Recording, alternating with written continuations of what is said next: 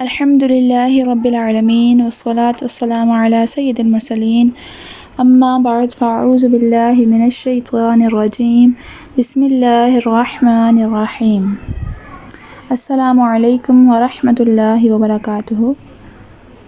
اللہ تعالیٰ ارشاد فرماتے ہیں أَتَأْمُرُونَ النَّاسَ بِالْبِرِّ وَتَنْسَوْنَ أَنفُسَكُمْ وَأَنْتُمْ تَتْلُونَ الْكِتَابَ افلا تعقلون۔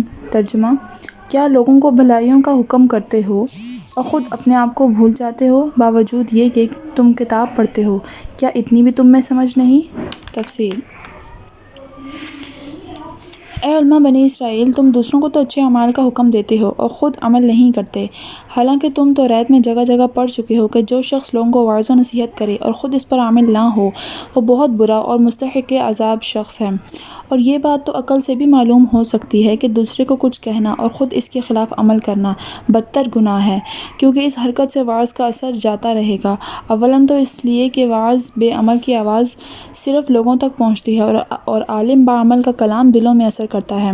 دوسرے اس لیے کہ واعظ بے عمل کو دیکھ کر لوگ سمجھتے ہیں کہ یہ سب کچھ جھوٹ ہے۔ اگر سچ ہوتا تو واعظ صاحب کے دل میں خود خوف ہوتا اور وہ اس کے عامل ہوتے۔ اس وجہ سے واعظ کا وعظ بے تاثیر رہ جاتا ہے اور اس وعظ کی ساری محنت رائیگاں جاتی ہے، کیونکہ وعظ سے مقصود عمل ہے۔ جب وہی حاصل نہیں ہوا تو وعظ کا ہونا یا نہ ہونا برابر ہے۔ وَاسْتَعِينُوا بِالصَّبْرِ وَالصَّلَاةِ وَإِنَّهَا لَكَبِيرَةٌ إِلَّا عَلَى الْخَاشِعِينَ الَّذِينَ يَظُنُّونَ أَنَّهُم مُّلَاقُو رَبِّهِمْ وَأَنَّهُمْ إِلَيْهِ رَاجِعُونَ۔ ترجمہ، اور صبر اور نماز کے ساتھ مدد طلب کرو، یہ چیز شاک ہے مگر ڈر رکھنے والوں پر، جو جانتے ہیں کہ بے شک وہ اپنے رب سے ملاقات کرنے والے اور یقیناً اسی کی طرف لوٹ کر جانے والے ہیں۔ تفسیر۔ بنی اسرائیل کو آپ صلی اللہ تعالیٰ علیہ وآلہ وسلم پر ایمان لانے اور مسلمانوں کی جماعت سے مل جانے کا حکم دیا گیا، اور یہ ان پر بہت بھاری تھا، لہٰذا انہیں وہ تدبیر بتائی جس سے یہ سارے کام آسان ہو جائیں۔ فرمایا گیا کہ اگر تم پر یہ بات گراں ہو تو صبر اور نماز سے مدد لینا۔ پھر صبر میں تو اتنی مشقت نہ تھی، البتہ نماز ضرور دشوار تھی، یعنی نماز دیگر دشواریوں کا علاج ہے، لیکن یہ خود بھی دشوار ہے۔ اس کو آسان کرنے کی نہایت بہتر تدبیر بتائی گئی، جس کا خلاصہ یہ ہے کہ نماز میں دشواری کی وجہ یہ ہے کہ انسان کا دل میدان خیال میں آزاد پھرنے کا عادی ہے اور ظاہری اعضاء دل کے تابع۔ نماز میں ظاہری اعضاء کو تو پورا بند کر لیا گیا ہے کہ ہنسنا، بولنا، کھانا پینا، چلنا سب حرام کر دیے۔ اس ظاہری پابندی کا اثر دل پر پڑتا ہے، جس سے وہ گھبرانے لگتا ہے۔ اس گھبراہٹ کی وجہ یہ ہے کہ دل ہر وقت حرکت چاہتا ہے، اس کو سکون اور چین کی عادت نہیں، لہٰذا سب سے پہلے حکم ہوا کہ دل میں خشوع یعنی سکون اور قرار پیدا کرو۔ یہ سکون نماز کو آسان کر دے گا، چونکہ نفس ایک وقت میں دو طرف توجہ نہیں کر سکتا۔ اس کو اگر ایک خیال میں لگا دیا جائے تو دوسرے خیالات خود بخود جاتے رہیں گے، اس لیے خشوع کے بعد وہ خیال بتا دیا گیا جس میں دل کو لگا دینا چاہیے، یعنی اپنے رب سے ملاقات کا خیال اور اسی طرف رجوع ہونے کا دھیان۔ جب دل میں یہ خیال پیدا ہوگا تو دنیاوی خیالات خود بخود جاتے رہیں گے، جس سے اس کو قرار حاصل ہوگا اور قرار سے نماز آسان ہو جائے گی، بلکہ اسی میں لذت حاصل ہوگی، اور دل لذیذ چیز کا حریص ہوتا ہے، لہٰذا وہ نماز پر حریص ہو کر اس کا پابند ہو جائے گا، اور پابندی نماز سے انشاءاللہ سب مشکلات آسان ہو جائیں گی۔ سبحان اللہ، کیسا باقاعدہ اور بہتر علاج تجویز فرمایا گیا ہے۔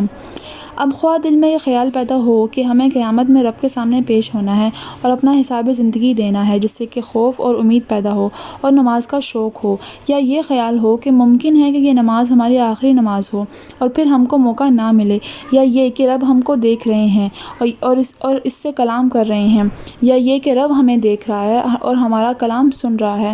حدیث پاک میں ارشاد ہوتا ہے کہ یہ سمجھ کر عبادت کرو کہ تم رب کو دیکھ رہے ہو، اگر یہ نہ سمجھ سکو تو تم کم از کم یہی سمجھ لو کہ وہ ہمیں دیکھ رہا ہے۔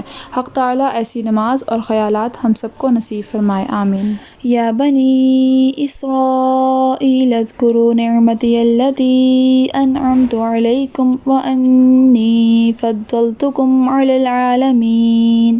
ترجمہ، اے اولاد یعقوب، یاد کرو میرا احسان جو میں نے تم پر کیا، اور یہ کہ سارے زمانے پر تم میں بڑائی دی۔ تفسیر۔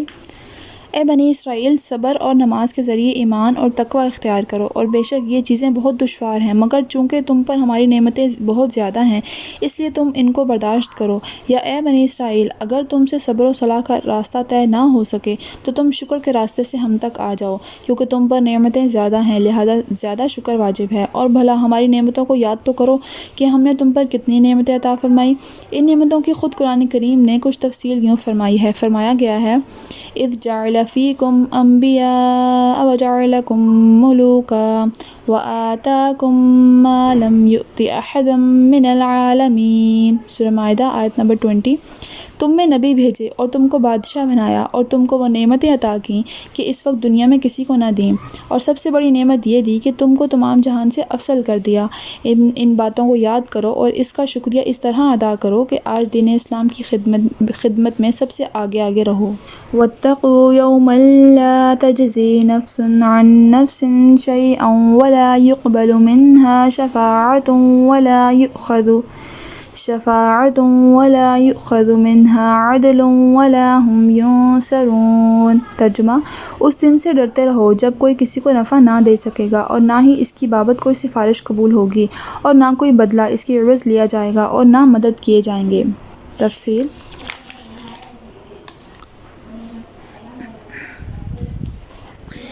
بنی اسرائیل کے بگاڑ کی ایک بہت بڑی وجہ یہ تھی کہ آخرت کے متعلق ان کے عقیدے میں خرابی آ گئی تھی۔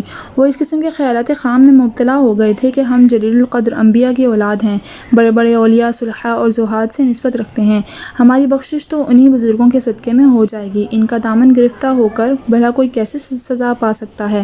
انہی جھوٹے بھروسوں نے ان کو دین سے غافل اور گناہوں کے چکر میں مبتلا کر دیا تھا، اس لیے نعمت کو یاد دلانے کے ساتھ فوراً ہی ان کی غلط فہمیوں کو دور کیا گیا اور فرمایا گیا اے بنی اسرائیل، تم کو چاہیے کہ ہماری نعمتوں کو یاد کر کے شکر گزاری کرو اور سرکشی سے باز آ جاؤ، ہماری اطاعت کرو، نہ کہ غرور اور سرکشی۔ اگر تم اس سے باز نہ آتے تو خیال رکھو کہ تم کو ایک دن ہمارے سامنے آ کر حساب دینا ہے، اس دن سے خوف کرو، وہاں کسی صورت بھی تم عذاب سے بچ نہیں سکتے، نہ تو یہ ممکن ہے کہ دوسرا شخص تمہارے ذمہ دار بن جائے گا کہ تمہارے حقوق اور حساب و کتاب کو اپنے اوپر لے کر تمہیں چھڑا دے۔ اس دن کی سختی ایسی ہوگی کہ ہر شخص نفسی نفسی پکارے گا، کوئی کسی کے کام نہ آئے گا۔ ارشاد ہوتا ہے یوم یفر المرء من اخیہ وامہ وابیہ، سورہ عبس آیت نمبر 34۔